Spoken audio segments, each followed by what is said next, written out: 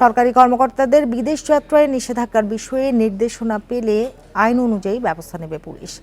সকালে পুলিশের ঢাকা রেঞ্জের প্রতিষ্ঠাবার্ষিকীর অনুষ্ঠানে একথা জানান পুলিশ মহাপরিদর্শক চৌধুরী আব্দুল্লাহ আল মামুন। আইজিপি বলেন, সরকারি নিষেধাজ্ঞা থাকাকালীন কেউ পালিয়ে যেতে চাইলে আটকের সক্ষমতা রয়েছে পুলিশের। এর আগে ঢাকা রেঞ্জ পুলিশের ১১০তম প্রতিষ্ঠাবার্ষিকীর অনুষ্ঠান উদ্বোধন করেন পুলিশ প্রধান। এ সময় ঢাকার বিভিন্ন ঐতিহ্য নিয়ে এক বর্ণাঢ্য শোভাযাত্রা সেগুনবাগিচা এলাকায় প্রদক্ষিণ করে। রেঞ্জ পুলিশের ১০০ বছরের অভিজ্ঞতা কাজে লাগিয়ে আগামী দিনের পুলিশকে সাজানোর আহ্বান জানান আইজিপি। আমরা যে কাউকেই যে কোনো সময় স্টপ করতে পারি না।